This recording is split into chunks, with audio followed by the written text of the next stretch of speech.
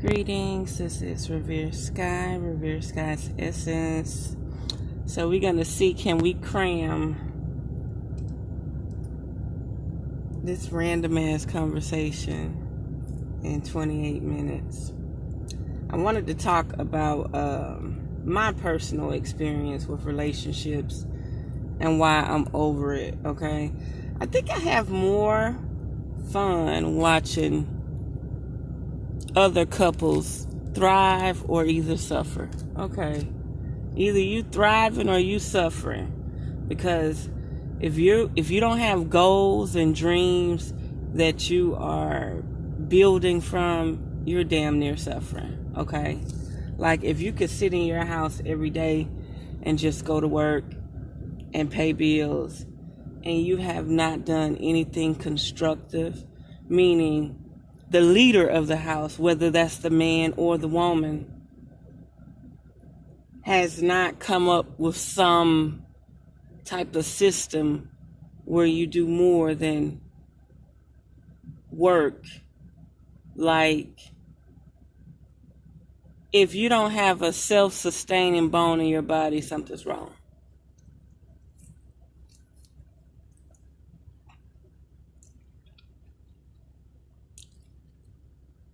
I mean the orange. And remember I said, it doesn't matter who the leader is. Everybody know that whoever is mentally able to lead. I'll give you an example. My mama done got her little boyfriend. They've been together about 7 months. And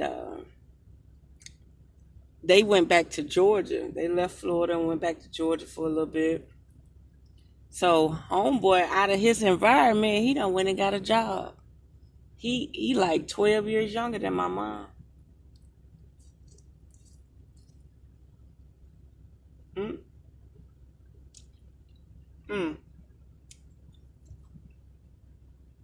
He 12 years younger than my mom. And the first thing when he went and got the job at the grocery store, the man asked him, "Do you know how to lead?" And he was like, "Yeah, but I really don't want the responsibility." So you should really pay attention to how men think. All men are not leaders. They're just doing a job or putting on an act or a role for society. Some men are so used to having a head within a household, they're still stuck in that traumatized state. And I mean, I don't care if they had a good life. What I mean by traumatized state is that it put them in a culture shock. They still think they mom and dad should be leading. Whereas the woman was designed to be self-sustained. Where I'm from, little girls cook for themselves. Down south, we cooked our own food. And then when mama or dad cooked on the weekend, we'll eat them leftovers until they run out. But we cooked our own food. My mama got us a George Foreman grill, and we cooked pork chops, steaks, mashed potatoes, and green beans out the can ourselves. Nobody didn't cook for us. Down south, you cook your own food. We had to raise ourselves.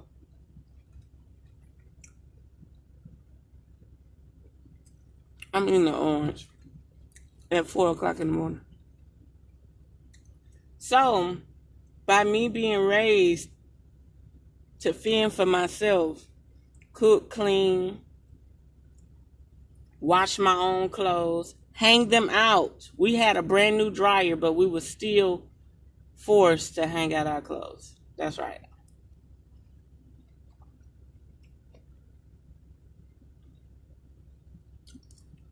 We only used the dryer during emergencies. Like, if we had to wear something and we really needed it, like for like an event or something, and we needed it to be crisp and ready to go, we'll wash and dry it.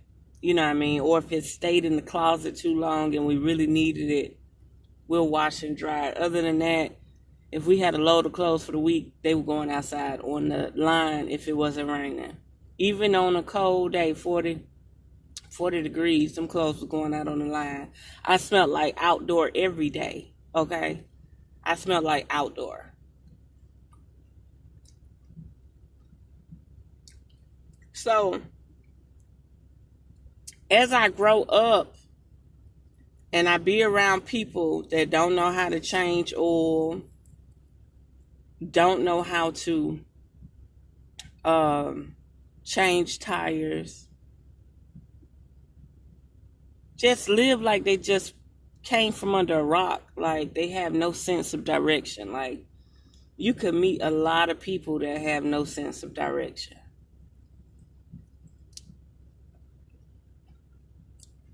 And it's hard for me.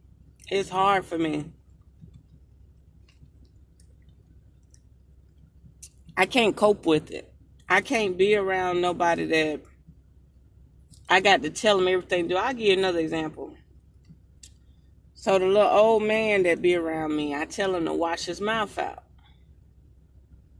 I say, man, before you come out the house, you need to wash your mouth out. Now, he an older guy. I say, I like being around you, and you're a cute little fella, but you got to wash your mouth out. I ain't got no teeth. I say, your tongue collect bacteria. I say, you ain't eating no apples. You ain't eating no fruit. So you don't have nothing cleaning your tongue off in the morning. So I bought him the little $9.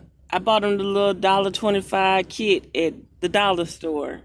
They got the tongue scraper and all that in it. And I told him, I said, go wash your mouth out. I got him one for his house, and I got him for one for when he around me, because he be around me a lot, often. So I said, go wash your mouth out.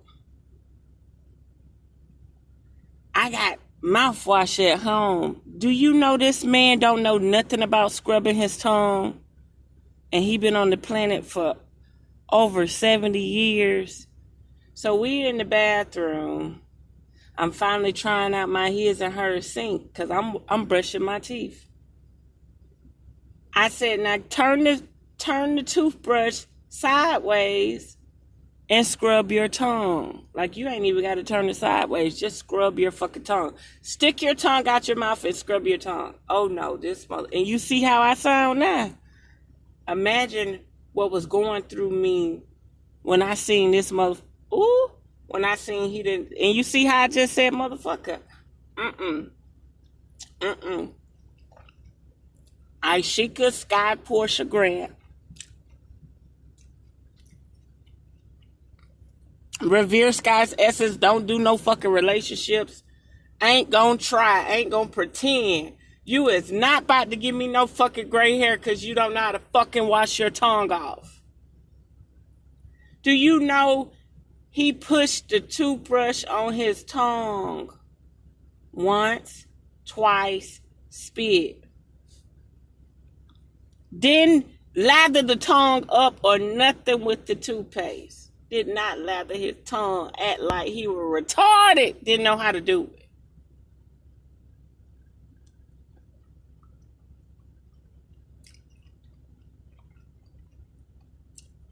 Now his hands are used to holding beer cans. His hands are used to holding beer cans. So, if you hand him a glass, he might drop it. This is what I'm dealing with. Now, I don't know if this all my spirit can afford to attract, but I think that's about it. And since I've come to realization that I can't attract someone that's mechanically inclined.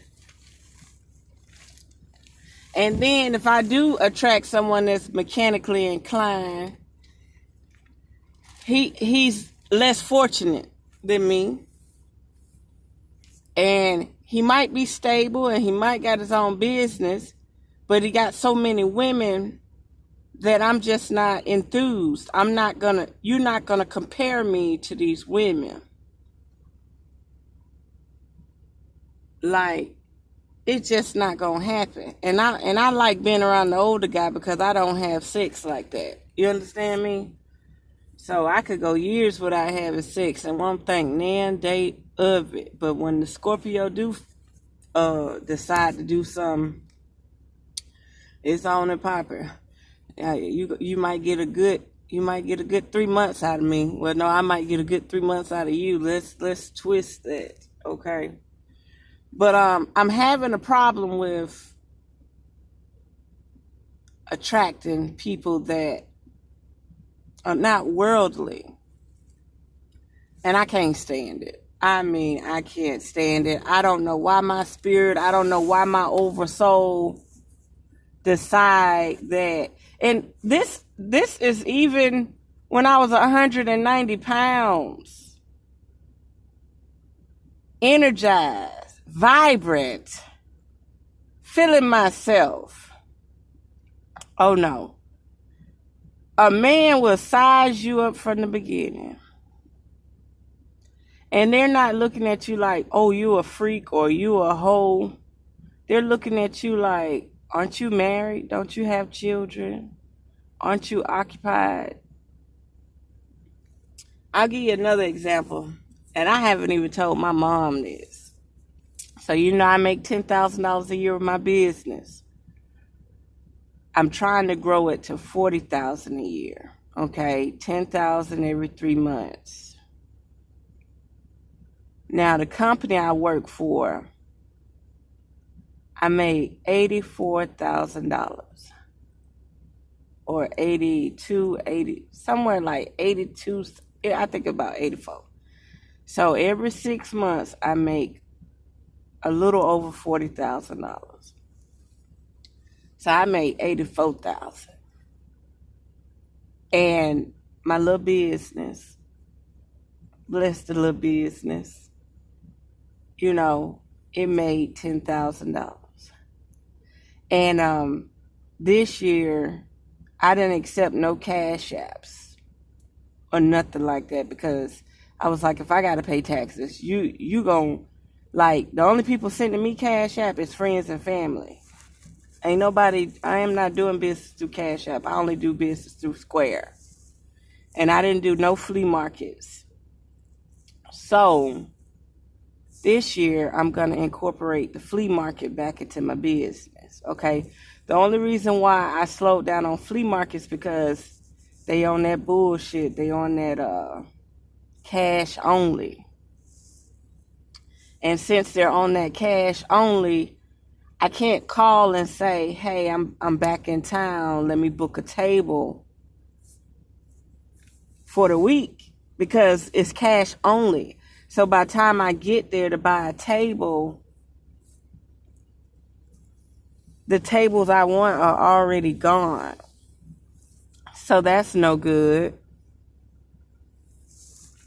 So I can't book the table over the phone and give them a credit card or whatever because they're taking cash only. So you know what that means.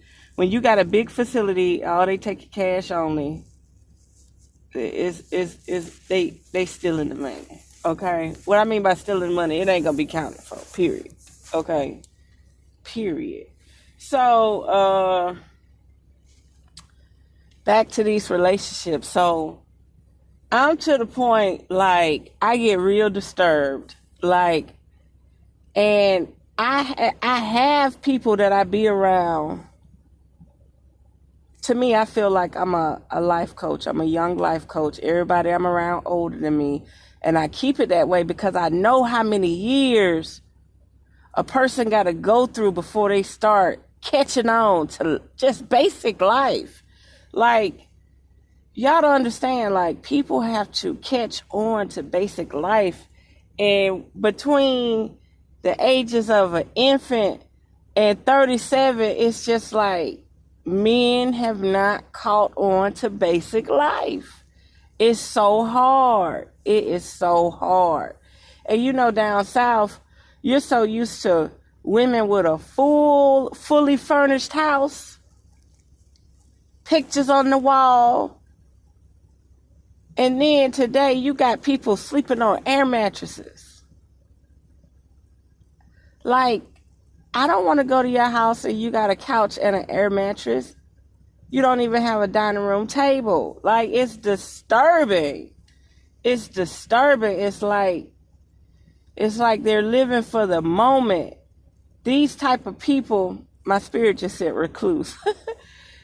These type of people are not even, like, they're not, if they don't have a bed or a dining room table, they're not even prepping. Like, these people are beyond what I need to entertain, okay?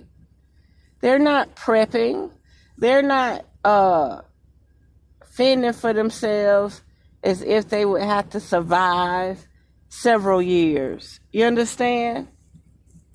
So I've learned over time that, you know, spirit over soul, source, creation. Listen clearly. Don't send me no heartache, and definitely don't send me no frustration. And the reason why, you know, those 2 strands of gray hair I had, I told you that was from playing lottery. I was exuberating myself too hard. Like, it's a real high you get from scratching tickets. But if you notice that I don't have gray hair, so since I don't have gray hair, I'm 35 years old. My brother is 36. He got a chin full of hair, gray hair. Like, my 44-year-old brother ain't got no gray hair. But my brother that's in the Navy, full of gray hair. And we're like the same age.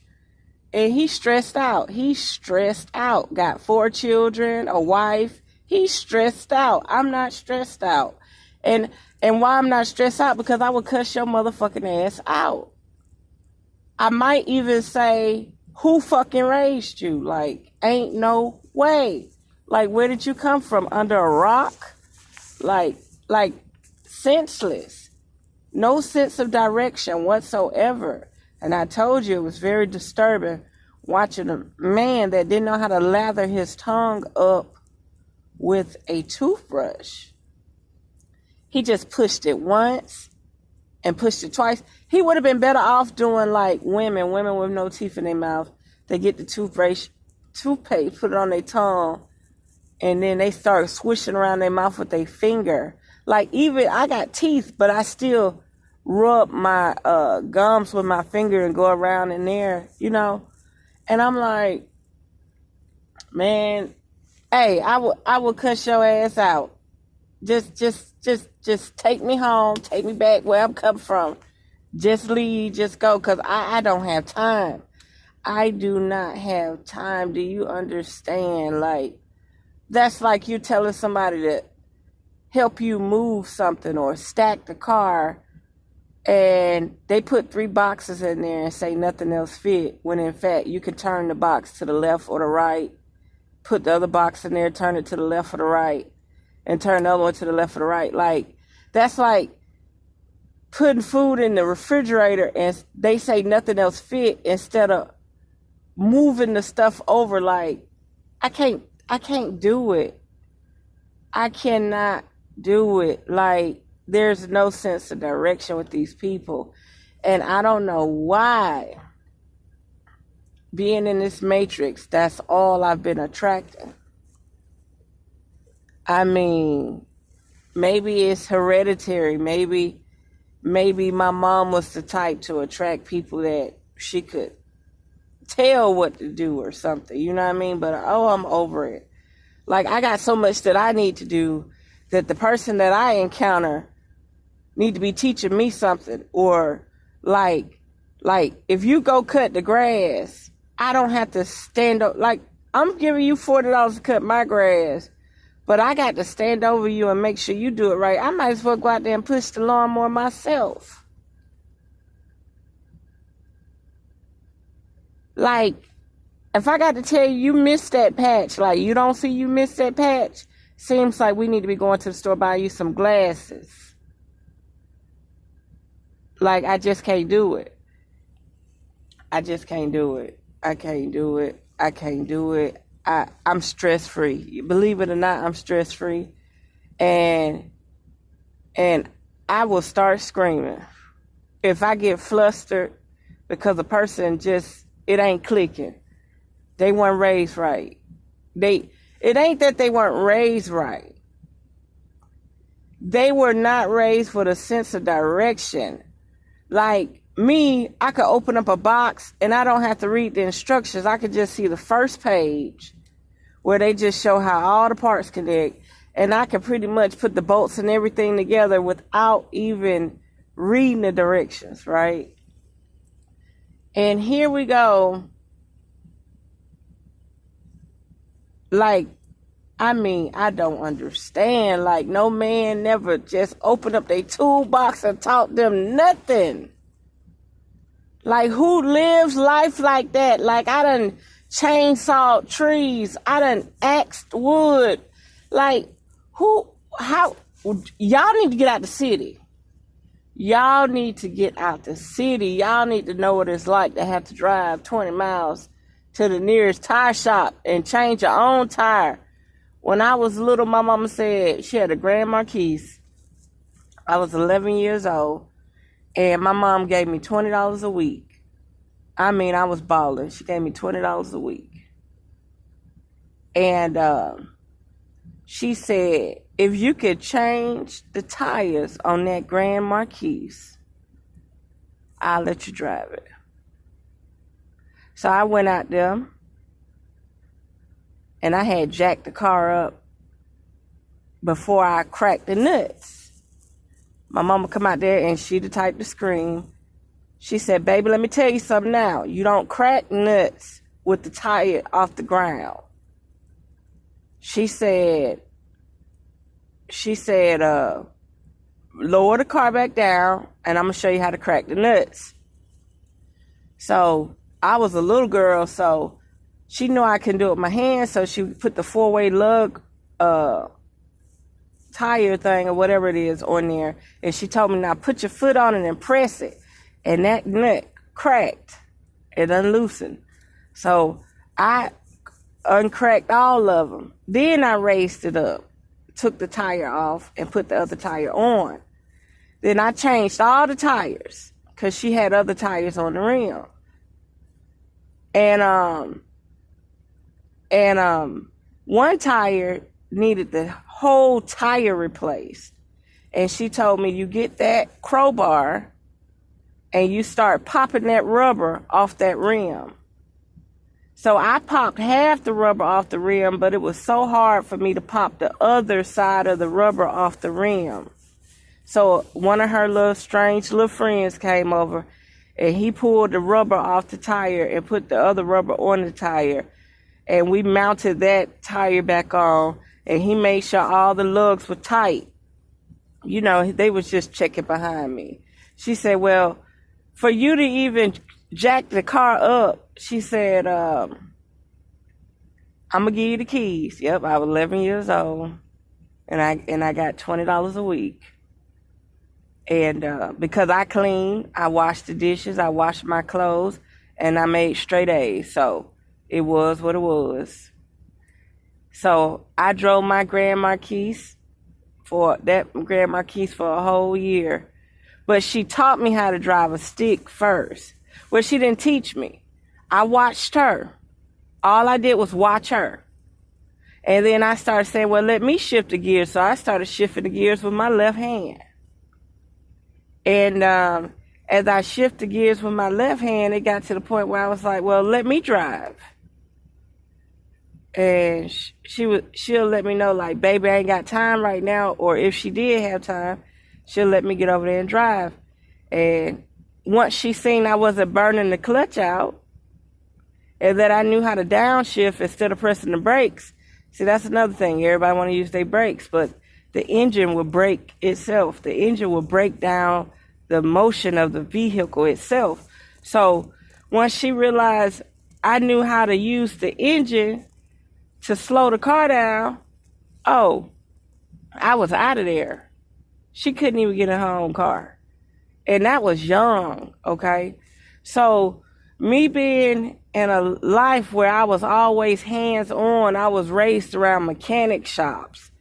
I was raised around farmers markets. We even dumpster dived. You know what I mean?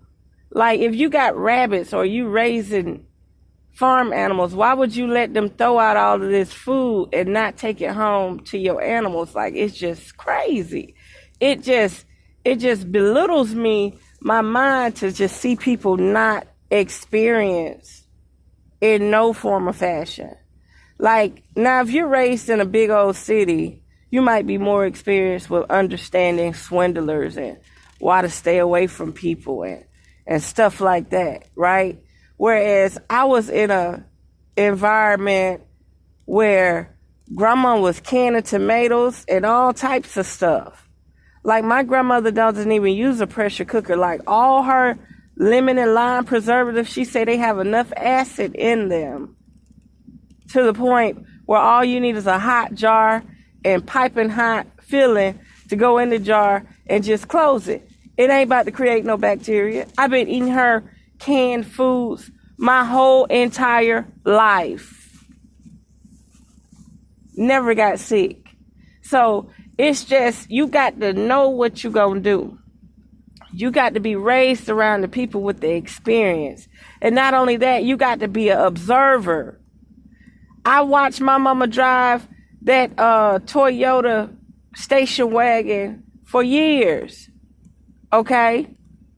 But I was just strong enough to tell her I'm ready to drive at 10 and 11 years old. Like, let me drive. You know what I mean? Let me go to the grocery store. Because she would give me the money, but she wouldn't take me to the store. I would always walk to the store. And, you know, I had my little dogs and stuff, and I'll walk across the 8-lane highway or 6-lane highway and go to the grocery store through the field. And nobody else mother, like, once they got home from school, nobody else mother would let the little girls walk anywhere. So, and grown women used to tell my mom, like, you're not scared of her, like, getting kidnapped in the park or nothing. And my mom used to always joke and say, they'll throw her back out. That's what she used to say. Oh, they'll just throw her back out. They won't keep her. But yeah, I used to walk through the park. I used to meet grown folks. And, you know, back then my mom and them drank, like alcoholic drank. But she wasn't an alcoholic. She just had her phase. She'll drink 2 weeks and party and be drunk every day. And then she have a phase where she don't drink at all for 2 or 3 months. So I was like able to just approach adults and be like, hey, how y'all doing? And then they'll invite me over and we'll sit down and we'll play dominoes and cards, and I'll go on about my business. And then when they see me walk through the trailer park or across the freeway or something the next day, they'll say, I ain't seen you in a while, when you coming over? And then I have those older people that be like, I'm cooking breakfast, you want some grits? And, you know, I just never had a problem. I was able to always communicate with adults. And then you be around children and you realize, like, they want to fight. They want to throw rocks at buildings and break glasses. I didn't have time for that. I did not see any use of that lifestyle. I didn't see no reason why you should set a porch on fire. I didn't see no reason why you should take that cat and kill it or that bird and kill it. Like, I had chickens at 9 years old, and once the children in the projects knew I had chickens, they stole 5 of my chickens and took them back to the projects and beat them with rocks. Y'all do not understand my psychological traumas. Like, I don't understand why they would ever hurt an animal like that. Like, if you're not about to eat it, don't hurt it. Okay? So it disturbed me. It kind of destroyed me. Like, that's why I mentioned about women, children, and projects. Like, y'all are not trying to do nothing to better yourselves. Like, I'm not sure if you're doing it now. It may be a diamond in the rough that want a green thumb, want to do a little better, but she still want to live on the system. But if you really pay attention to my life, you'll understand why I have so many boundaries and I walk this thin line. And what disturbs me the most is when a grown man say, "Why you always smiling? Why you always happy?" Excuse me for trying to destroy my high, my natural living euphoria. Like, really? You're trying to destroy the innocence in me? Like, ain't no way. That's why I'm just like, you know what, Spirit?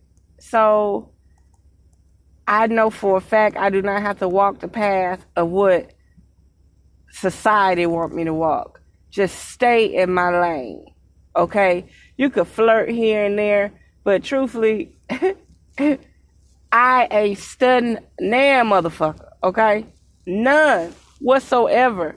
And like I say, all the ones that I see that, you know, doing their own thing, all the ones I see that are doing their own thing are pretty much spoken for. Like, there's no reason for me to just come out there with a bushy tail and be like, "Hey, how you doing?" You know what I mean? Like, it's just no reason. You know, you just have to live your life and keep doing what you need to do. You know, because if you don't, you're going to get totally distracted. You're going to be around a person, you're going to end up cussing their ass out. They're going to feel like you disrespected them because your Tourette's got to come out. Like, your Tourette's just got to come out. Like, motherfucker, what's up? You want to fight? What's going on? Because I ain't got time for this, because you're not going to sit up here and warp my mind and make me feel like I'm crazy, because I'm not the motherfucking crazy one. Okay? I can do bad by myself, and I can be stress-free by myself. And then, you know, I could tell you something. A person don't have to know you. And you ain't got to have no attitude or nothing. You're not trying to live like you're high up and above everybody else. But your confidence will create that atmosphere. You could be around a person and y'all getting along fine in text message. Hold on one second. Y'all getting along fine in text message and everything. But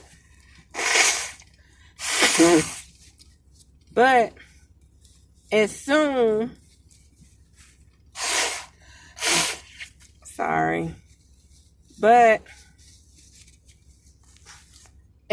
as they meet you, they're sizing you up to figure out how can they swindle you, how can they mismanage you. Like, their true colors come out. Dang. I know. I shouldn't be blowing my nose on the thing, but it'll be alright. Get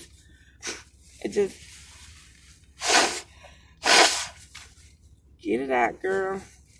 It just feel like my nose stopped up. Okay. And like I couldn't talk, like I couldn't breathe. Okay. So, they feel like they done sized you up. Like, these are the type of people that be like trying to figure out a way, can they borrow money? Look, I'm not trying to attract these type of people no more. I'm trying to attract somebody where I could borrow some goddamn money from. I'm trying to attract somebody who's gonna bring me in a healing circle or a more financial gained environment without swindling people and without scamming people. That's right.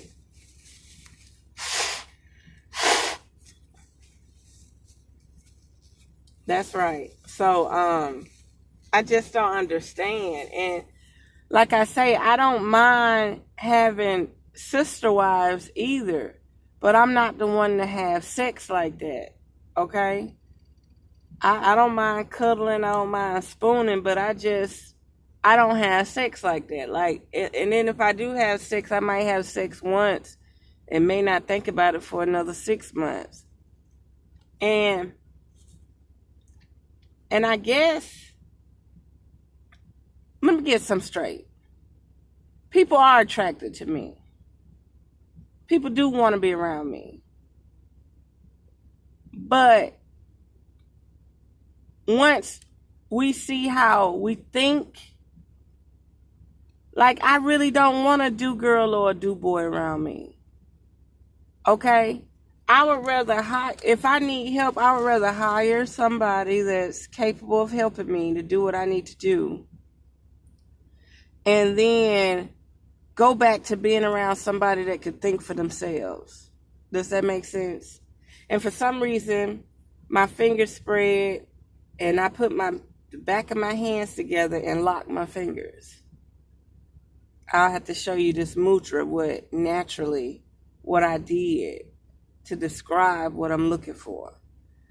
I'm looking for something mutual where people can think for themselves. And then if they can't think for themselves, they are at least open to learning. You got to be an observer. You got to be understanding your surroundings.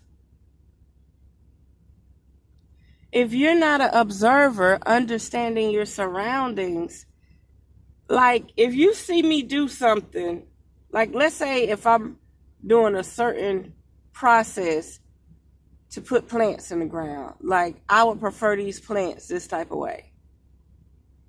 So if I'm doing this, this, and this, okay, if I'm digging the hole 6 inches, putting a little fertilizer in the ground, putting water in the hole, putting the plant down, putting more water in the hole, putting the dirt on it. And you done seen me do this 10 times. And then I ask you to do it. And you just dig a shallow little hole, put the plant in the ground. Like, you didn't see nothing I did. It didn't register with you. Like, I don't have time for that. I don't have time for that. Like, if I'm out of town or something, I just ain't got time to monitor nobody. I got things I got to do. I got things I got to do. And sleepy people, oh my God, I don't like sleepy people. Like, you working a 9 to 5, and you get home and you lay in bed or you eat and you just sleep. You can't hold a conversation. You can't use your brain. Like, you got sleep apnea or what's the other one? It's another one where you go to sleep all day, sitting in a chair or something. It's not sleep apnea when you can't breathe right.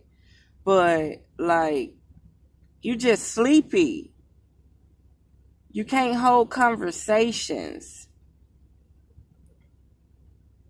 Like, there's no higher learning or even no higher research, or your brain can't even fantasize about more to this world than just a 9 to 5 cooking, cleaning, eating, and shitting, and maybe watch one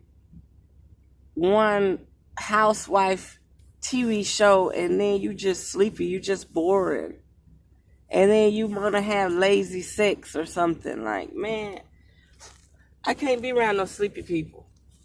I can't be around no sleepy people. Like, your brain frequency has to be high, okay? Your brain frequency has to be high.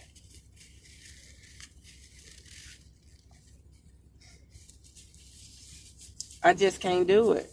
I can't do it. Sleepy people. I can't do it. And then on top of that, what if you got children and you sleepy? Like, really? A lot of single mothers be sleepy and they boring. And they trying to save all their energy to go back to work the next day. And when they go to work, they be sleepy too. Like, this is low performance. It's like you're just there. And then if you sleep with the TV on, or if you always got to have the TV on. See, I don't even have a TV in my house. Not saying that I won't never have one. I'll use it as a monitor, you know. Maybe put one in the guest bedroom, in the expectance that my grandmother might come visit me or something. But, like, for my own use, no, I just can't do it. So, yeah, I'm hoping, you know, maybe I'll burn a candle or two and hope to attract someone that can be a role model to me and do things. And I like to go out. Imagine if you're around an alcoholic or someone that want to crack a beer early in the morning, and here it is 6 p.m. You done put on your nightlife clothes, you know, to go out, and you want to go drink. They're not even going to serve this person drinks because they're already drunk. And I just can't be around people that are not used to white people, that are not used to a diverse environment. I was so embarrassed. I went to Atlantic Beach. I took a person with me, and they said, "You like being around white people." Now, not once. And I'm going to tell you why this will psychologically traumatize you if you hear it too many times. He said, "Why you want to be around all these crackers?" Now, my neighborhood or my side of town is limited. You got the Arabs cooking fish and chicken. Like, there's 3 chicken and fish places on each main street by me. Then you got about 6 crab stores where they already got the crab cooked in a tray, and they put all this greasy butter on it and seasoning, and it ain't about nothing. So I go across towns to Jackie's, and they boil my crab in my face. They steam them. They steam my fish or fry my fish in my face. And then on my side of town, you got Burger King, McDonald's, Taco Bell, all that. And then you got this nice Chinese place down the road where you could get you a teriyaki plate for about $5.50. That's decent. I like it. And you got these soul food restaurants, but I don't eat pork. And the collard greens and stuff got pork in them. So I go to the white folks barbecue place. They got field peas, okra and tomatoes, collard greens, corn, succotash, whatever you want to call it, the lima beans and corn, mac and cheese, coleslaw, potato salad. And you could buy 4 of those as a meal. And they got cornbread and bread. They got fish plates. But if I go to the black barbecue place, they got baked beans. Probably got pork in them. And the white folks barbecue place ain't got no pork in it. And let me tell you something. I love this white folks barbecue place so much that I don't even go to Cracker Barrel, because when I go to Cracker Barrel, I can't eat the vegetables. All the vegetables got pork in it. But this place, they proud to tell you we don't add pork to nothing, because they want to be able to sell their sides. They know that they could sell more sides if they don't have pork in them. So just imagine being able to go get some field peas with snap peas in it. Or being able to go get some okra stew. Like, they got all of that. Oh, and they have cucumbers with tomatoes chopped up with a little mayonnaise and vinegar and black pepper. Like, oh my God. Just imagine if you could eat that cucumber salad with some fish or some shrimp or some barbecue turkey. Like, it's amazing. It's amazing. And I went 1 week where I tried out. I seen this man for a whole week with a barbecue grill side the road with smoke. And he had a sign that he had deviled crab cakes. And he had them in muffin tin. And I bought them. And they was nothing but cornbread to egg. I did not. And he only had like 2 or 3 chunks of crab in that. I said I could have went home and cooked my own damn dressing.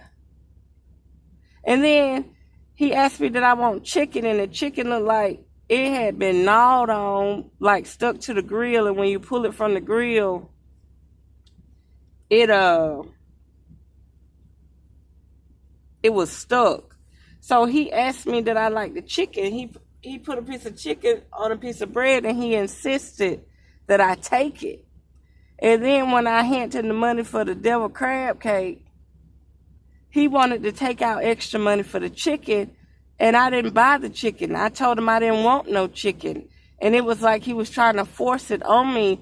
And I handed him, because I had pulled a little piece of meat off the gnawed off chicken. And I said, yeah, that's okay.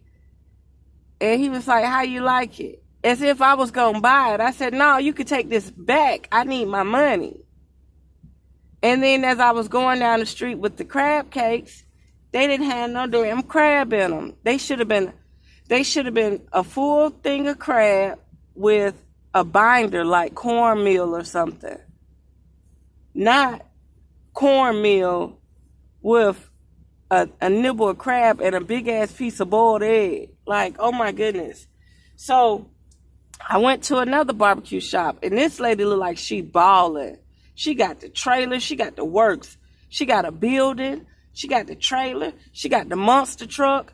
And when I went there, they served me cold everything. Everything was already pre-cooked, and they put it in the microwave. I got chicken wings that were pre-cooked. Chinese people drop the chicken wings back in the grease one more time before they give them to you. This lady put my French fries in the microwave and asked me did I want any sauce on my French fries. Curlicues. Everybody was bragging about this lady curlicues, and this lady sold me some rubbery ass curlicues that did not come straight out the grease. That's why I say, where she get her money from? How she balling like this? Because ain't no way in the hell this some damn slave food, some crackhead food, some drunk man food. And then you think about, like, how do people get ahead of black people? This is how. You fried all the curlicues early in the morning and putting them in a paper bag and putting them in the microwave and asking me if I want some ketchup on them. And you squeezing ketchup on my stuff. And then the wings, put them in the microwave too. Couldn't put them back in the grease. Oh, man. And where else I went? I went somewhere else. It was fucked up. I don't know what happened this day. So I called myself going to this famous barbecue place. Give me a half a chicken. But when I got home, I don't know what happened. But it was 2 larvae maggot type motherfucker walking across the table from somewhere. Like, there was no trash where I was at. There was no trash or nothing. I don't know what happened. I couldn't even eat that food. I don't know what was going on. I don't know where these baby larvae looking things start walking. Oh no. It was just highly, something was wrong. Okay? Something was wrong. Something was on a funeral home type thing. I had the worst experience with these black people that you could imagine. And where I'm from in Georgia, we got a place called Dollar Scoop. the Chinese people were not doing this. There was a black lady on Brown Avenue that had a place called Dollar Scoop. Your meat, you paid $1.50 for your meat. So whether it was baked chicken, fried chicken, or whatever. So if you wanted a pork chop, you paid $1.50 for your pork chop. If you wanted a scoop of mac and cheese, that was $1. You wanted a scoop of collard greens, that was $1. You wanted a scoop of cabbage, scoop of rice, that was $1. She had her Dollar Scoop place.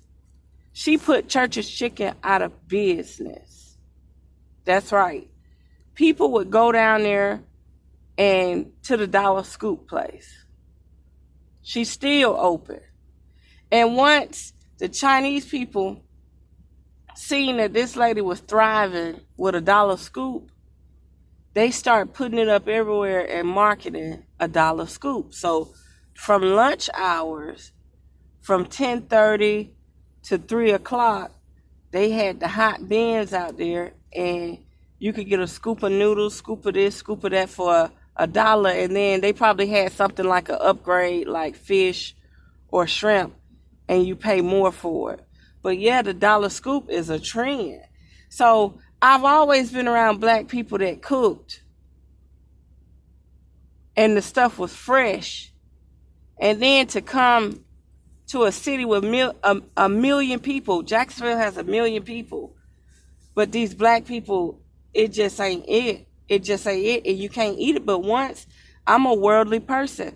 I like Korean food. I like kimchi. I like Thai food. I like curry. I don't just want Jamaican curry. I want to go eat some Indian curry. I want to go eat some masa man from Thailand. I like the experience. My palate is worldly. I love fragrance. I love herbs. I love spices. I have a worldly taste. That's another reason why I can't be in a relationship, because I can't be around nobody that don't want to eat no lemongrass soup. Coconut and lemongrass is phenomenal. I don't want to be around nobody who can't taste fragrance. They can't smell, like when they eat foods, they can't smell the different spices and aroma through their nose, through their palate.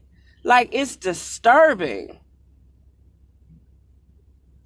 That's like, do you drink sweet wine or bitter wine? Dry wine. I like dry wine. I don't drink sweet beverages. If you see me drinking a sweet alcoholic beverage, it ain't sweet.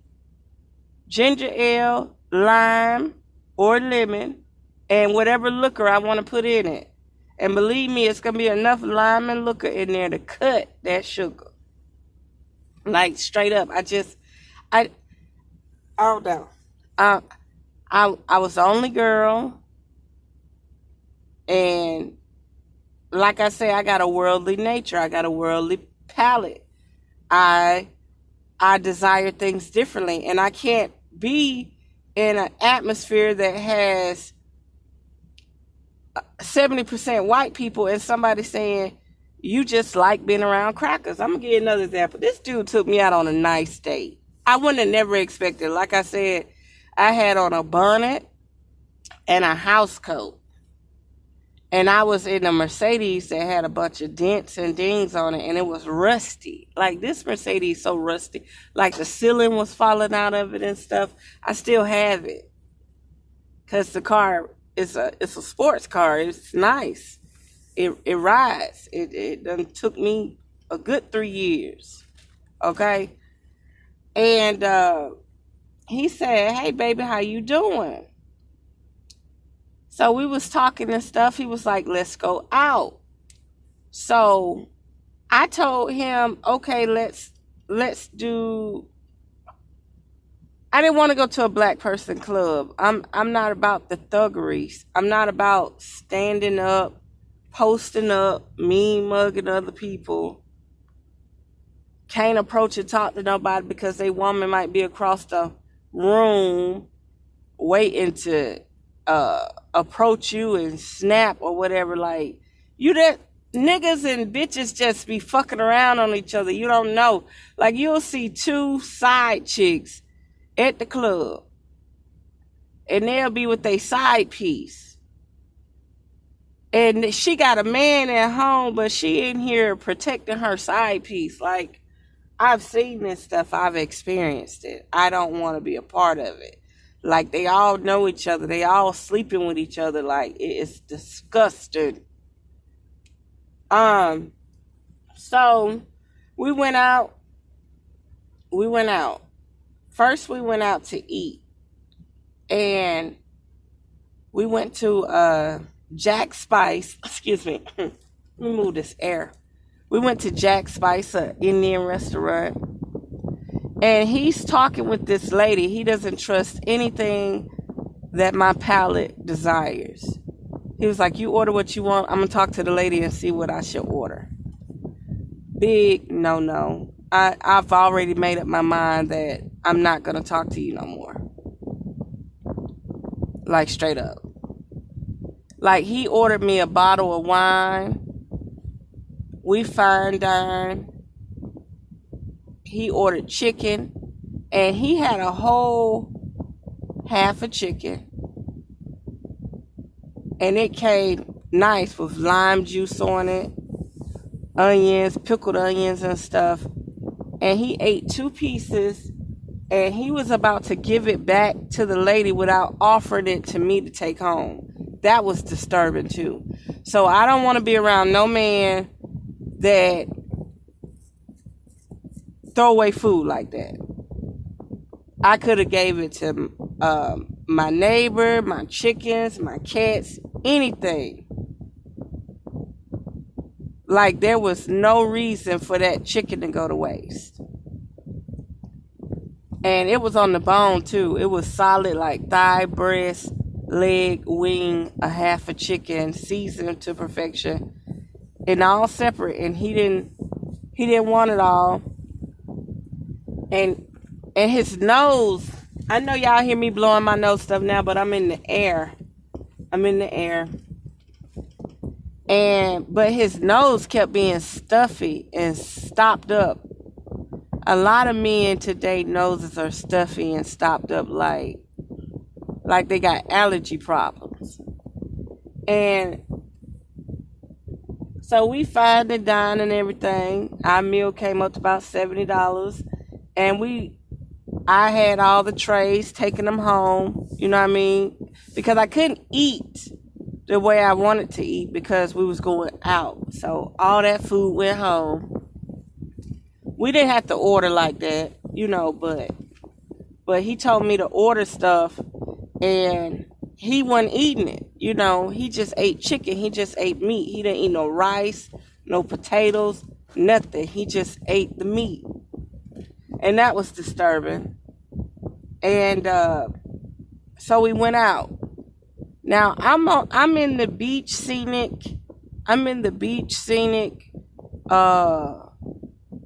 Traveler, tourist type vibes, because you don't get that in the inner city. So we go to this one place and he got a stack of hundreds. I mean, he had to have at least like $3,000 worth of just hundreds in his pocket. And he pulled the money out and he say, baby, go up there and get us a drink. And then he seen I was drinking slow because I don't rush to drink. And he'd say, you want me to go up there and get you some more? And he would say, you like white people. I'm like, dang, I don't like white people. I like to be able to let my guard down and drink in peace, you know? And it got to the point where he was like, I need to smoke. So you got these people that got to smoke their weed. So I got to hurry up and drink so they could go smoke their weed. And we got to go walk outside and stuff, which I don't mind. And then we went to another bar. And, you know, at the end, he started flexing like, I like to go to clubs with red carpet where they turning heads and shit. So I'm thinking he on like some Orlando or Miami vibe, which I do not mind going to those type of atmospheres. But in Jacksonville, like the few black clubs they got, like I went downtown Jacksonville. It's a place called One or something, hosted by a radio station. And it was nice. You know, you hear about it on the radio station, and it's downtown. It's around coffee shops and stuff. And I went in there twice. But like I say, everybody just posted up. There's like, everybody like mean mugging and vibing like differently. And then you got a few people out there dancing and stuff, but everybody posted up. It's not like a social club where you can actually talk to people and vibe with people. I'll give you another example at the beach. They got this whack-ass VIP at this one bar, upstairs, downstairs. And you literally see these people from out of town renting the VIP section, staring at people mean mugging. So you'll see a black man and a black woman in the VIP with all these drinks. You know they're not about to drink all this stuff because they count your drinks. So they're really not drinking that stuff. It's just on the table. And they looking at us and I'm looking at them. And I'm like, they look real lonely. They look real lonely. Like you'll be better off sitting at the bar or at the round table with everybody else socializing. Like, mentalities are everything. Mentalities are everything. Like, instead of me go to VIP, I would rather be able to go to the bar the whole week versus paying for VIP one night. And it's not amounting to anything because you don't have nobody to celebrate with. I see it all the time. But anyway, just by me wanting to be on the beach side to party, people really think that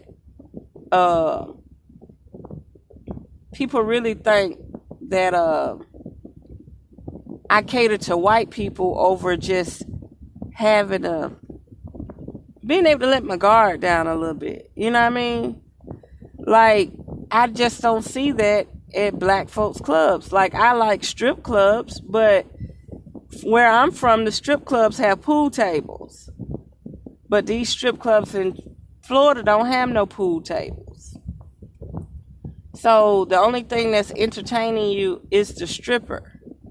So that's why you have to sit at the bar and just drink and listen to the music, because they don't have pool tables. And so yeah, this is gonna be a long video, but I just gotta talk about it. I don't know, I think people, maybe I do put off a level of aggression, but not a level of aggression to cause someone to submit. But back to the guy that took me out. So he didn't have no drawers on. And I say, damn, man, your ass showing. He say, niggas with money don't wear drawers. I was like, okay. His nose was stuffy. It seemed like he was allergic to everything. And his vibe was off. And then after that date, he called me back like 2 or 3 times, and I just shunned him off. Like he was living that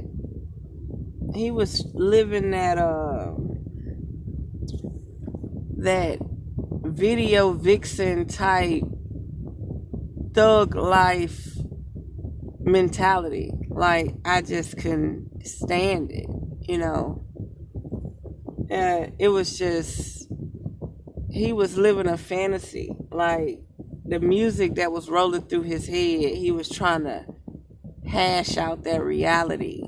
And I really didn't care for it, okay? I really didn't care for it at all. And one time, I met this guy that had his own maintenance service. And he wanted me to come over to his house. And he wanted us to get freaky. And I didn't want to get freaky with him. I just met him. And you know what this man said to me? This is why I was like, I'm proud that Jacksonville got a lot of black entrepreneurs that got their own grass businesses and all that. And this man was single. But I realized why he was single. Because if you was really amounting to something serious, you would not be single. You turning women off, that's what you doing. And he had the nerve to say how his neighbor treat him. How his neighbor do him. And I was like, wait a minute. You're hoping like hell that we do something. And the first thing you tell me is how your neighbor essentially attracts you, essentially want to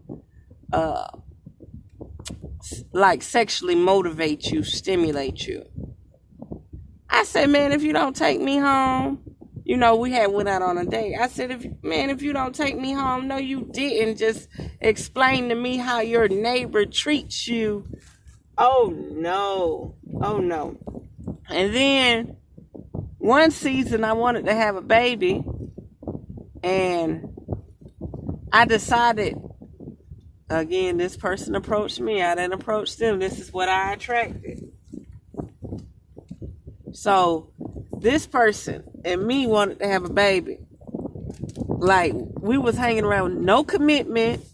I could be around anybody I want. I could go on any date I want. I just chose to be around this person. And we tried to make a baby for a whole year. So did. I could never get pregnant on a vegetarian diet and everything, because this was when I first got to Jacksonville. I tried to get pregnant. And I'm going to tell you why I tried to get pregnant. And my mom just asked me this again. She said, how many more years you gonna drive truck? And I said, I don't know. I said, I'm paying my bills by myself. So I don't know. Because, you know, I've been driving trucks for over 10 years. And she said, I knew what that was. Because when she was on the road at 24... No, when she was on the road at 30, a man asked her, she had picked up a hitchhiking man, and they was headed to California. And he said, you got any kids? She said, just one son, and my mother adopted him. And she said, he asked her, when you gonna have children? You're 30 years old. So when she got 33, she had my brother. And when she got 34, she had me, and she got off the road. And she raised us. She never looked back at trucking again. And here I am, 35. And I knew when she said it. She said this about 2 or 3 months ago. So how long you gonna stay on the road? Now she know I gotta pay my bills. She know I gotta pay my mortgage. She know I got to pay my truck note. She know I got to pay my car note. And I definitely can't rely on social media to help me pay my bills, because I'm not that type of entertainer. I'm not that type of influencer. Okay? I'm just like, get somebody else to influence your products and you sell your products. That's all I can do. Like, it's obvious that the people that look at me judge me as if they don't want to buy my stuff. But like I say, in person, I can sell $400 or $500 products easy. These people, strangers, support you more than people that think they know you, period. Ain't no way around it. Like, I donate money to people online all the time. Like, literally all the time. And it's not, I'm not going to say it's not reciprocated. Like, I got big donations from people. But just imagine if everybody gave me $1 versus 2 or 3, 4 people sending me $100. Just imagine if everybody gave me $1. It'd be more spectacular. And nobody's out of $100. Does that make sense? Anyway, back to it. So my mom brought up the same scenario like that man brought up. I know what she was basically saying. Are you going to have children? No, I'm not going to have children. I've already said this. I'm not going to have children in a world, probably can't even have them. Like the ovaries might not even be sending eggs down. You understand? And I'm not going to let the doctors probe me to figure it out. Okay? Because they like taking tissue samples and stuff, stealing your eggs. Just leave my body alone. If God or the creator or the creation of my oversoul want me to have children, I have children with or without a man. Believe that. And you know I'm into parthenogenesis up the cow zoo, okay? I'm parthenogenesis. And if you've programmed your DNA to think parthenogenesis, you're already saying that you don't need a man. Okay, psychologically, you've programmed your cellular structure that you don't need a man to have a baby. So you 9 out of 10, you might not have children. Okay, so the guy I was trying to have a child with, he has 2 sons. Okay, so we tried. Like, he even bought me a little gold ring, but he was jealous of me. He literally said, let me have your house and you move out. Like, I'm serious. I don't know if he thought I was heads over heels for him or something, but that was not the case. And then I didn't like the fact when he would come over on the weekends, he would take me somewhere and buy me food, but he would not buy food for himself. And he would always say, I don't eat none of this. I don't eat none of this. I'm so over people that are just stuck in one lane. Like, they have tunnel vision. Like, they cannot enjoy nothing else. They're very judgmental type people. And they're just stuck in one dimension. They're not worldly at all. Well, anyway, we tried to make a baby. And my mama knew I was trying to make a baby with him. That's right. But it didn't work. It did not work. Not one bit. I was coming on my period every 28 days, and it still didn't work. I tried. It just did not work. And I've always said, if I do have a child, I'm not trying to be funny, people. Let's just say if I have a sperm donor. I mean, like, I'm not going to the place for sperm donations. I'm not. But what I'm saying, a sperm donor is meaning he knocked me up and gone about his business.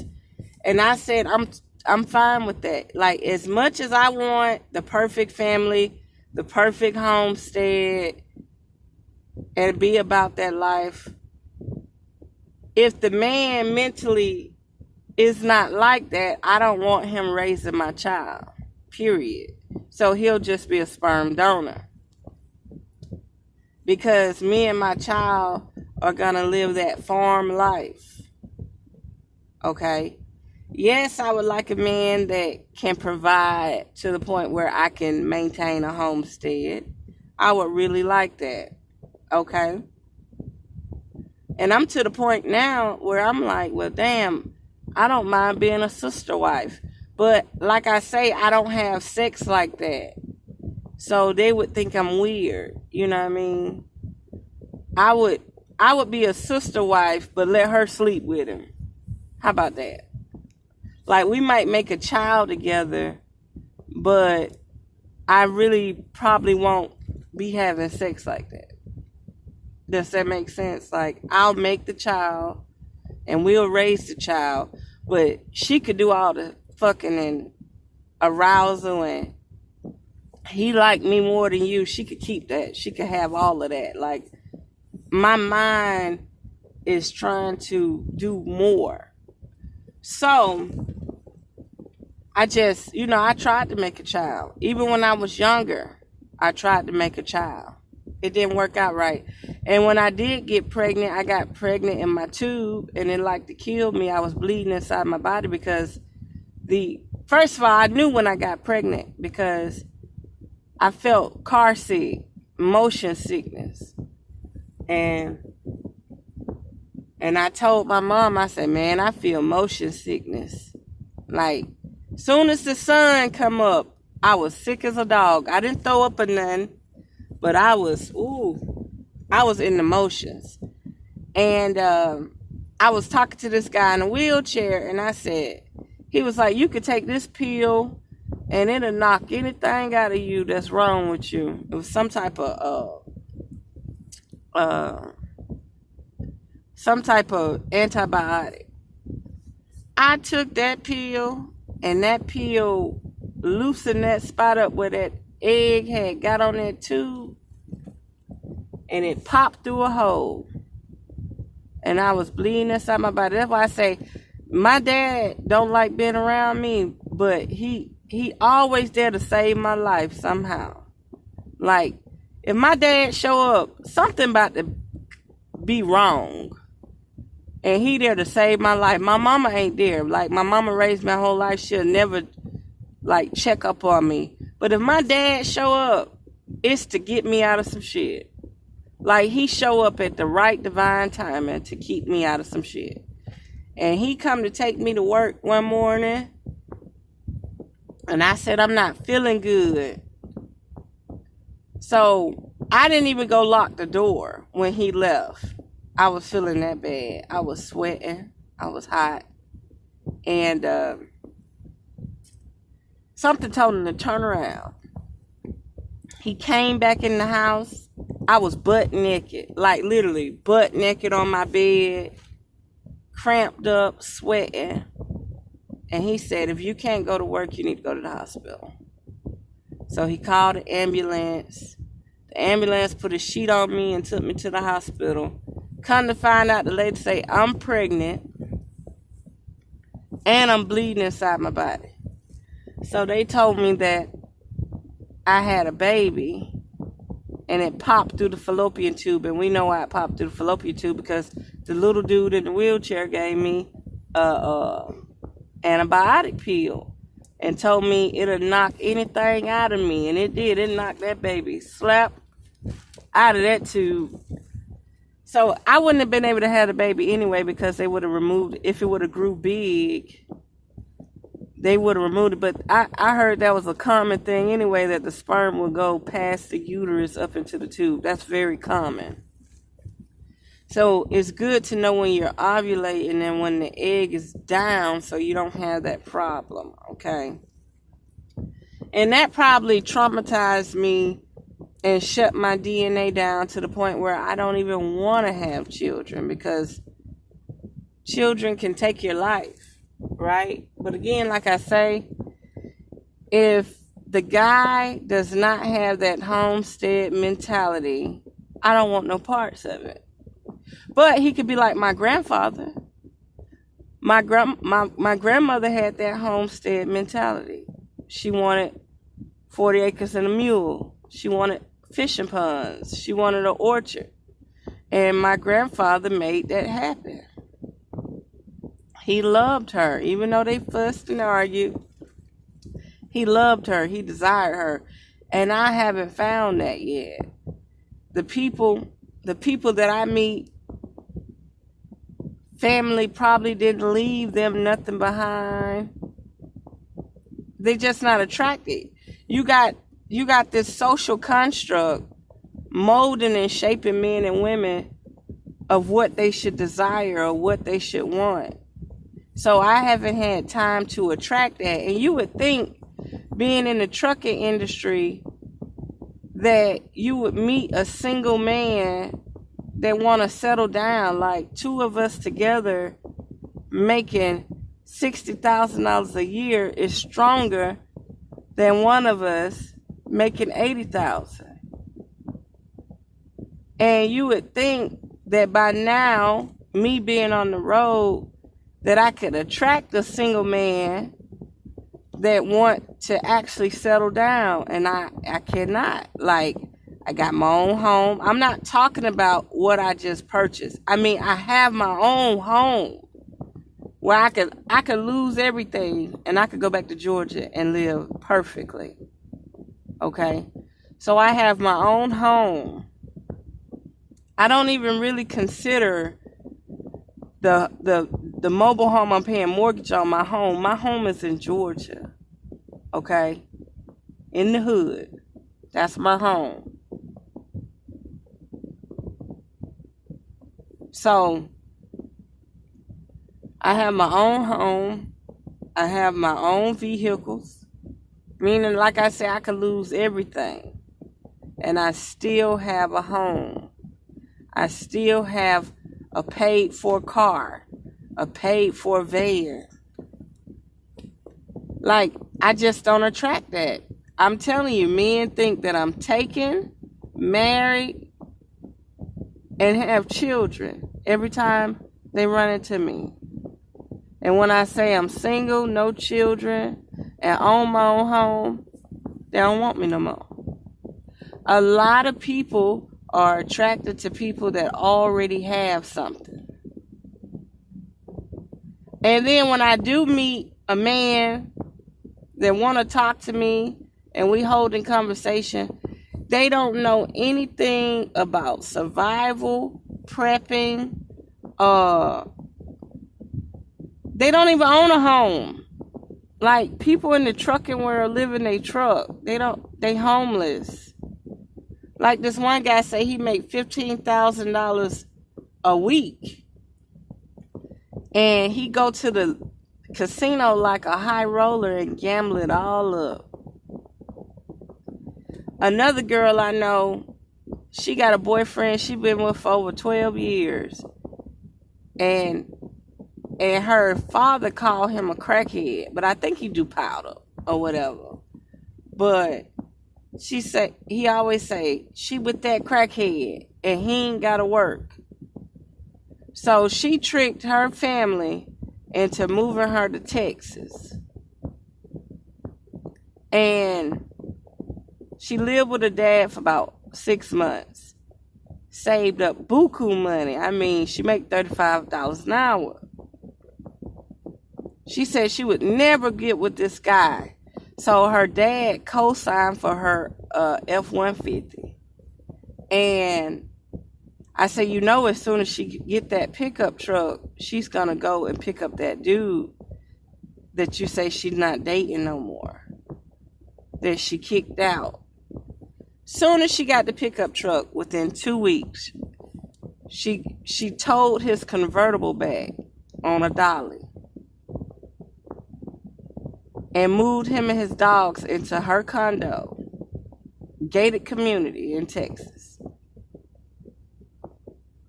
And before you know it, I would say within 3 months, she would bring a sack to her father's house and go in his freezer and refrigerator and cabinets and she say, this out of date, this out of date, this out of date. And she'll take all these groceries home. Like, she sunk like the Titanic in 3 months once that man got back. I mean, she saved up all that money. She paying a $1,000 car note. She paying her rent. And now she can't even afford groceries. So, like I said at the very beginning, you're going to have relationships that inspire me. And you're going to have relationships that traumatize me. And that's why I don't want to be in a relationship. Because if you're only making $300 a week, let's say if I meet a guy and he got a stable job and he bringing home $300 to $500 a week. And instead of him saying, baby, I need to put up this money. Or if he just, like, he ain't got no car. He riding with a crew. He keeping his cash in his pocket. He ain't taking nothing to the bank. Like, and he not saying, hey, let's put this money up or nothing. Like, I'm just over it. Like, he buying lottery tickets and beer the whole week and ain't putting up no money, ain't offering to pay no bills. Who want to live like that? Like, I'm not even going to put myself in a situation like that. You understand? Remember, I'm the one who give people rooms for free. Yeah, I'll rent them a room for free, and we'll sit down, and I'll say what I need on a piece of paper, and they'll say what they need on a piece of paper, and we come to some agreement for that free room. And they can't even fulfill that. Like, I had it to the point where one guy, no relationship or nothing, he was working for this crew. And I said, well, if you need a place to stay, I got a place to stay. Just keep the yard done, keep the kitchen clean, and feed the chickens and the cats. I said, I'll mostly be gone. And I was still giving him $70 a week on top of him. You know, I wanted a yard man, like an outdoor yard man that could help me with my garden and stuff and go on about his business. Do you know that man stole my $300 canopy? I mean, the canopy that has the top layer, like the bell at the top, and it comes down and got the sheer tan curtains on it. A decorative patio canopy that look like it's designed for a goddess. Do you know he stole my $300 and some canopy and probably went and sold it for like $50? Like, you can't even barter for help. Like, this man greed level. Like, you're rent free. You're rent free. I could be charging you $400 to $500 a month for rent and then telling you to go half on the bills. And you want to steal from me and I'm giving you $70 a week and you're an able body. You go work for people. Like the lady down the street had just gave him $100 to dig a tree up. Swear on everything. This man had money coming in like, this man was making like $700 a week. And living rent free. Did not have to pay no light, gas, water bill. I gave him a refrigerator, a microwave to go into his home. No shared living, no nothing. He was decked out. Could listen to music, watch TV. I had a TV with a thing. Man, let me tell you something. People are ungrateful. I didn't ask that man for none of his money, and then I put money in his pocket just to appease him to stay and continue to watch the home. Man, that man stole my $300 canopy. And that's all she wrote, baby. You understand me? You got to go. You got to go. Dishonesty, stealing, theft, you name it, I don't deal with it. So, humanity has burnt their bridges with me. And I'm not just stuck up for any reason. I'm a cordial person that likes to communicate with people. And I see women get fucked over all the time. I see men get fucked over all the time. I know this one girl, she'll have an AC on in the house with a hoodie, a blanket. And I say, if you got to cover up like that, why your AC need to be on 60? And she won't have it on, she'll have it on. She won't have it on auto. She'll let that thing run. So here this man working, bringing home $500 a week, and left you with a car. Literally left her with a car so she could have a car. She would go pick him up from work, and she didn't even have a license. And he would pay her a $600 light bill every month and her rent. And go down the street and live with another woman. I'm for real. And the woman down the street knew that he was paying her bills and living with her. Not, fucking her or whatever. And I said to that girl, I said, you literally gonna sit in the house in the AC all day and not go get no job? And she said, no, a man take care of me. And all my life, I can't even keep a man. Can't even get a man. And she knew how to just sit at home and be nasty and keep a man. I swear to God. I swear to God. I just don't understand. I just don't understand. But when my body does mudras and signals, it tells me that you really are supposed to be isolated, because what you're tapped into and the divine purpose you're on will never be regulated by what this world has to offer. The construct of man, wife, husband, and child, none of that. You are beyond that. And I've grown to accept it. That, it may not be so bad, because these people can't tap into anything. They're so busy regulating each other's lives versus being separated in their own entity. So me and my entity don't want to quarrel with other entities. Okay? We could be from the same group, but our entities are different. So my entity don't want me quarreling with other people, because we have to evolve spiritually. And you can't do that by being in other people's spaces. So maybe it brings all of this chaos into my life with trying to grow friendships and relationships. Think about it. I'm a grown-ass woman. I basically can afford to go anywhere I want to go. Do I want to travel alone? No, I would rather be in a group. I don't even like sleeping in hotels alone. And when I go to a hotel, I ask them, do they have the shared doors? Because I don't like sleeping in hotel rooms with shared doors.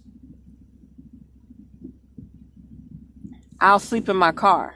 So if I go into a hotel room and there's a shared door, I leave out of the hotel room. Now, if I got somebody with me, I'll do it, because you got two people that's able to monitor the traffic of the room and the hotel. But if I'm by myself and there's a shared door, or if there's a mirror that goes all the way across the wall, I won't do it. I would not do it. I would get my money back and go sleep in the car. I will. If that's the only hotel I can afford, I'll go sleep in the car. I'm not playing. And I got this one guy friend that say, well, why do you feel the car is safer than the room? It is. It is. The way they have the rooms designed, the energy ain't right. I do not sleep in hotel rooms with shared doors. I just don't. And if there is a shared door, now some people have it so the shared doors are screwed shut. They don't. Again, like I say, this is a long video, but it's just me, it's like, if you got time to listen, listen. If you don't have time to listen, don't listen. And yeah, so I'm over the relationship phase. I'm over the trying to have a child phase. The pandemic has put so much impression on me that I'm like, look, just survive. Just survive. If you need to be a part of communities, be a part of communities. but you're just going to be a single woman with no children that's young and be a part of the community. You don't have to have a man. You don't have to get frustrated. And, you know, I talked to this one guy on the phone, and he always say, my wife, my wife, my wife. Like, he never says her name. And it make me want to go out and look for a husband sometime, but we won't be traditional husband and wife. We won't go sign any contracts. We'll be common law marriage. And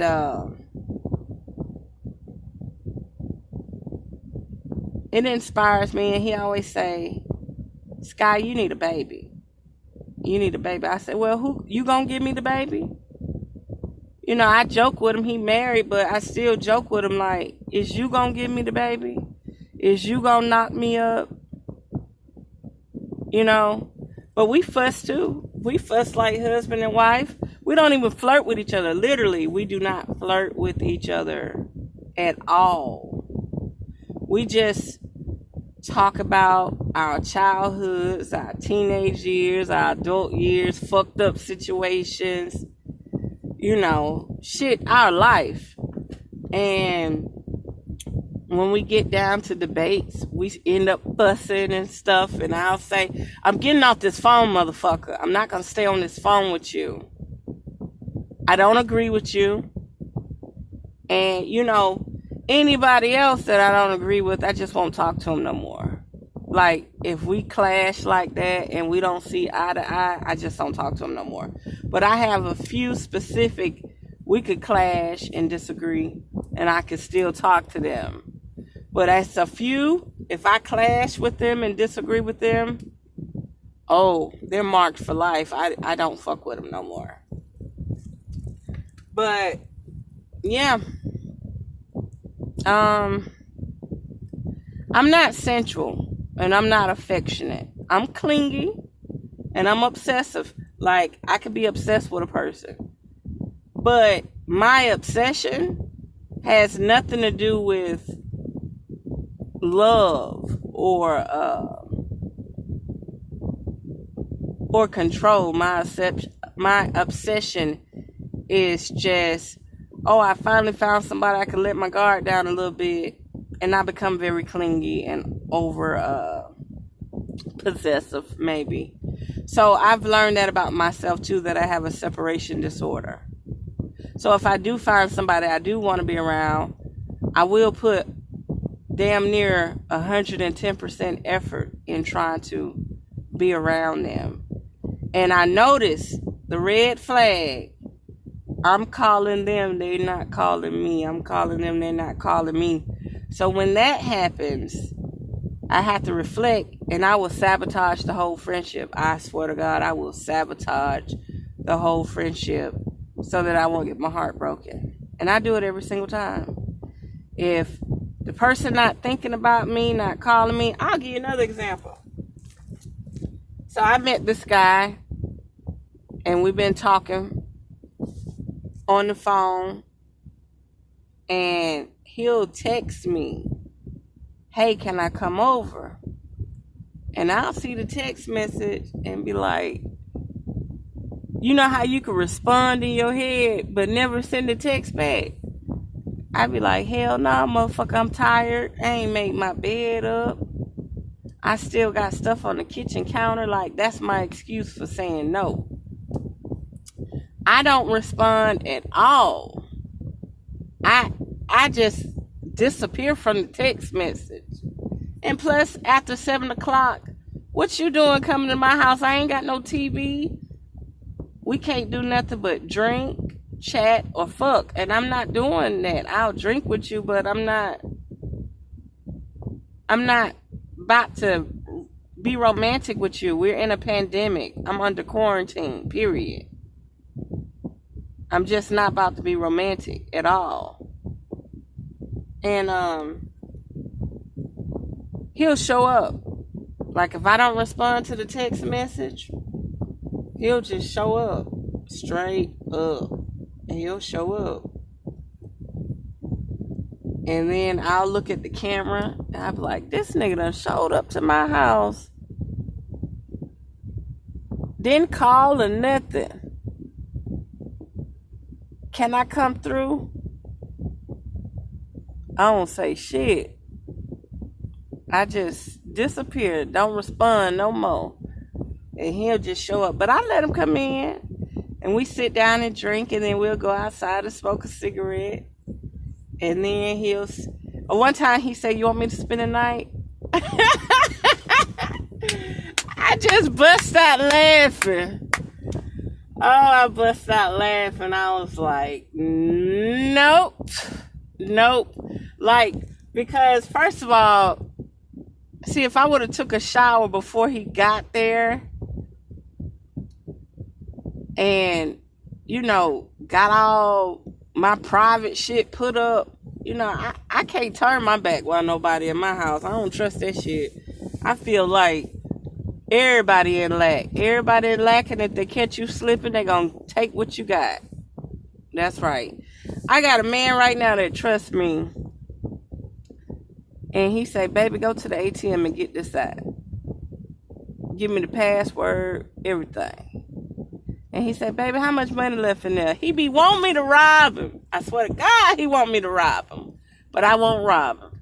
He talk about how his daughter used to write checks.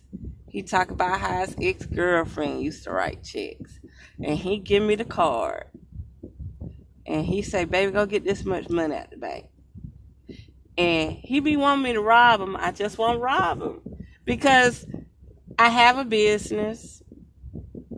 I have a social life. I work. And I don't want that type of karma. I don't want nobody taking from me. I don't want nobody stealing from me. I don't want nobody trying to steal my crystals or nothing. I want my energy and my karma to stay pure, So I don't rob this dude. Like, I can literally just get me about $1,000 out the bank, because that checking account be loaded. You hear me? I could just take me $1,000 if I want to.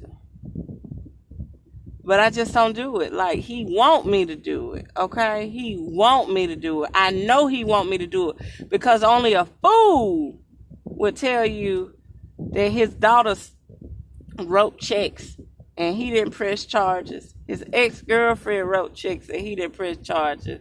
Like, he want me to take that motherfucking money, but I just won't do it. I won't do it.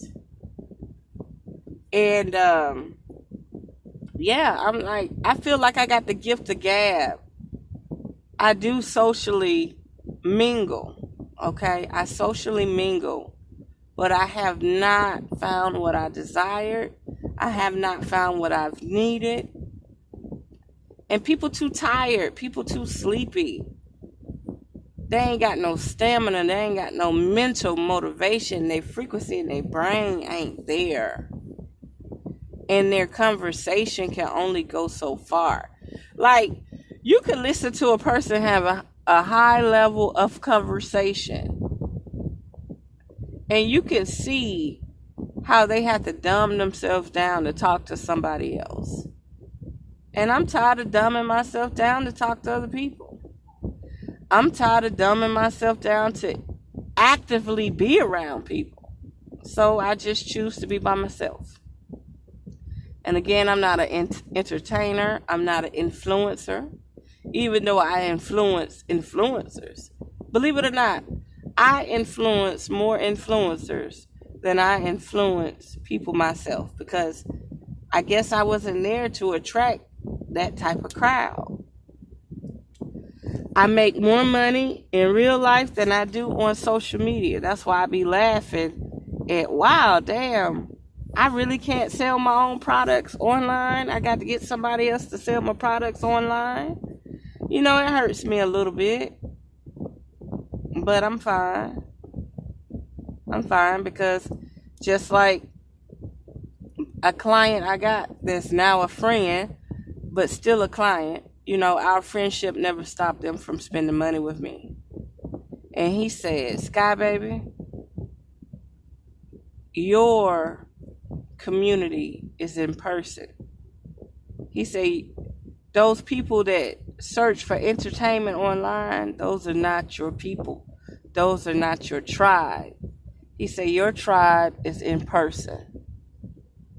See, when I was working at the flea market, I literally had clients and still got them. I'm working now, that wanted spiritual sessions at the beach.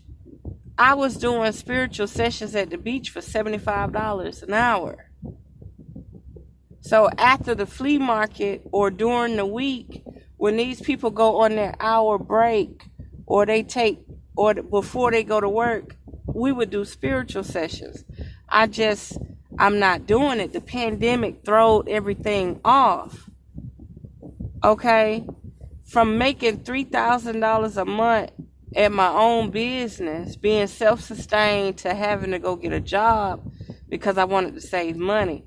So the $3,000 was paying the rent, paying for the gas, paying for the bills, and putting product back into the shop.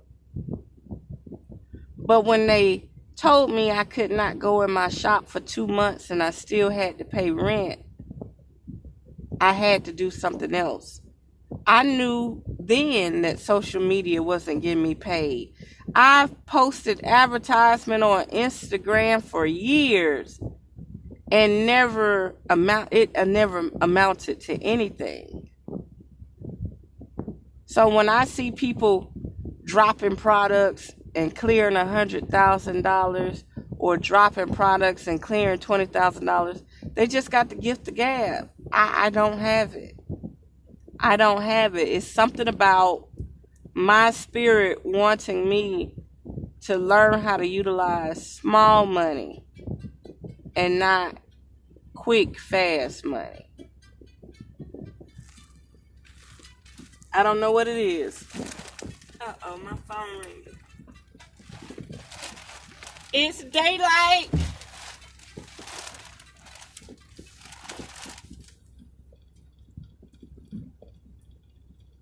It's daylight, bitches.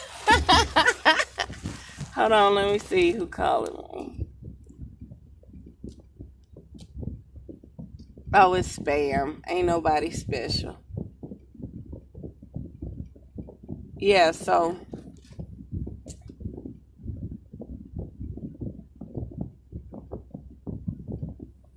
yeah,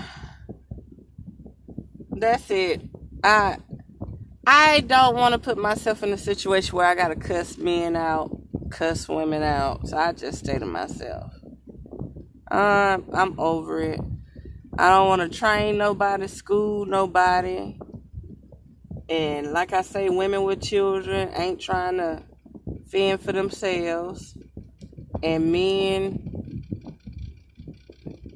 you would think, as broke as we are as a people, like we got the money. We got more money than they got. But as ununited and unfit as we know this world to be, we're still not trying to self-sustain. And then the people that are self-sustaining, making it so that they can live even if the government shuts down. There's somebody calling me on that phone, but I'm not going to answer yet. Even though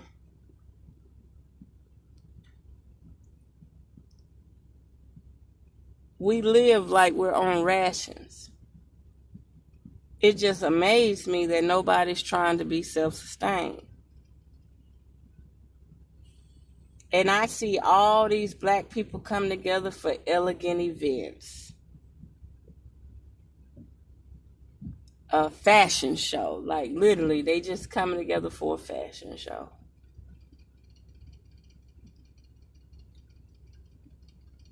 And I said to myself, I be wanting to go to some of these events, but I'm working. You know what I mean? And since I'm working, I just can't make it to the events. And when I wasn't working and I could make it to the events, I don't know. It seemed like the events weren't available to me. But yeah, it's gonna get motivated and change. All I could do is say now I got to put in my goal to make $200,000. That's right. I made $94,000. Now I got to figure out how I could turn it into $200,000. Since I'm absent of a partner, and I say partner because it doesn't matter if it's man or woman. We could write a contract to the point we're building together. I just don't trust women who aren't stable mentally. They still seeking something. And I'm not used to men my age because they haven't experienced enough. They still fucking, you know. I'm like, I got a young body, a young mind, but I got an old soul. So we had to get everything out the way early. I'm going to leave it there. I know this is probably a 2 hour, 30 minute. Okay. Yeah, that's about 2 hours, almost 2 hours. So I'm going to get off of here. I hope I ain't being weird or rude or anything. Like I say, I want to get to the point where my business is thriving. The same way I can make a person that I don't know $1 million a year. The same way I would like to make $1 million a year for myself. But like I say, the people I attract around me are just watching me like vultures. And like I say, I don't want nobody. You can support me by donating, true. But I want people that are actually into my products, see benefits and use for my products, right? I don't want them purchasing something saying, oh, I just wanted to support you. Black business can't stay in business like that. So I got to start selling something that people need and want. So I'm doing my spiritual business, but at the same time, I'm going to start marketing products that people really need and possibly want. But I have herbs and everything. And you would think by now that I would send out more orders. It's like I got like 5 to 10 regular customers that either come back every month, every 3 months, you know, and then, but the new customers, like the revolving door is not happening. But I'm grateful for what I get, you know what I mean? I'm sure I could market my herbs and stuff better. But you would just think that they would come searching. So what I feel like, either the people online are extra broke or extra frugal, or they don't care about detoxing. Or they listen to everybody's videos and just go buy random products online that are inexpensive. Nobody has tried or tested them. They just trust in what they purchasing and going from there. You know, they're doing it themselves. Nothing wrong with doing it yourself. Save as much money as you can. But I sell herbal compounds. And they're all tried and tested by me. And you would think, like, people that need to clean their blood out and stuff, they're not really on social media. Like, you can see people out in the street, you know this person need to clean their blood out, they need to detox. But they wouldn't even know where to begin beyond aspirin and antibiotics. Like, they're not even going to buy a bag of fruit. They probably only have water in their refrigerator if they got a refrigerator, you know. So the people that I need to reach out to and market to are not even on social media. They probably be on Facebook or something, but they're not. They can't find me on social media. They have to find me in person. They got to be walking around that flea market and saying, hey, what these herbs for? Like, I've only had a few people come to me about STDs. Okay? And they not even committed to changing or detoxing or filtering their blood out and filtering their cells out and electrifying their body. They're not even into it. Like I told y'all before, one girl came to me for fibroids. And she kept saying, my man won't go down on me. My man won't go down on me. I say, is your pH balanced off? And she was like, I can't get rid of the discharge. I said, well, maybe if you quit having sex, you'll naturally get rid of the discharge. Because 9 out of 10 is only filth and bacteria. And she said, she don't have periods, she just be cramping. So, I put on an herb to induce her period and to also clean her womb so she could start dropping the fibroids. And she said, girl, that stuff had me cramping so bad. And I had the herb on the stove and it fell behind the stove. So I never bothered with it no more. So, I'm dealing with that. I'm dealing with people that have problems and they're not even committed to getting rid of their own problems. And the only way you reproduce new cells is by eating raw fruits and vegetables. You do not reproduce new cells, with high frequency, with meats and stuff, and cheese and pasta and bread. No. You reproduce high cells at a fast rate by raw fruits and vegetables and a substantial amount of minerals and chemicals, natural biochemicals that affinity, the chemical affinity. You do not create chemical affinity through meats. Your body is using its own energy to try to break that stuff down. When your body eats fruits and vegetables, it's using the energy from the vegetables so it doesn't have to use its own energy to break down the fruits and vegetables. But now that we've learned about chemical affinity with Dr. Sebi,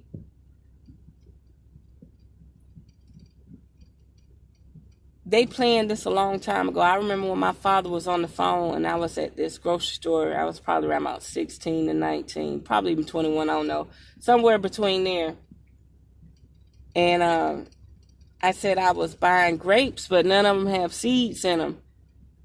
And he said, don't nobody want no seeds? What you need seeds for? And then when I had my birthday in 2019 at the hotel and he came, I had those big globe grapes. These was huger than the ones that Walmart sell, but I had them big globe grapes with seeds in them. And he was eating them. He ate all them grapes. And he didn't complain about them seeds because he know the value of the seed now. See, back then when they was making things seedless 20 years ago, people were taking it for granted. But now they done changed the whole cellular structure of the plant. You get an orange or a watermelon, it's leathery. It's a whole different texture. Ain't no seeds in it. They have changed the pulp. They've taken the enzymes out of the fruits and vegetables. They don't even rot no more. They just dry up and turn hard. You could put an apple in the refrigerator for a whole year. It won't even rot. There's no enzymes in the food to break down and nourish. Those enzymes used to melt mucoid plaque. Now we don't have no enzymes in the fruits and vegetables to keep the mucoid plaque out of the intestinal walls. So that enzyme used to break down mucus. Now the enzyme not in there. You can eat fruits and vegetables, and it's not even enough fiber to push out pasta, something thick that becomes gummy, be stuck like peanut butter. That's why you have to eat celery and pineapple. That's why I eat so much pineapple, for the fiber. And then mangoes used to have more fiber. And they done altered the mango cellular walls so that it doesn't have enough fiber. Man. And if you don't know these things, I just can't deal with you. Like, people are so disconnected from what's real. And I posted that McDonald's, like, who would have known McDonald's was using chemicals that keep food shelf life for over 25 years? Like, who would have known they was using that type of stuff 25 years ago? So they've been messing people up forever. Yeah. I'm just glad the jabs that they had years ago when I was a little girl and you had to enter school did not destroy us.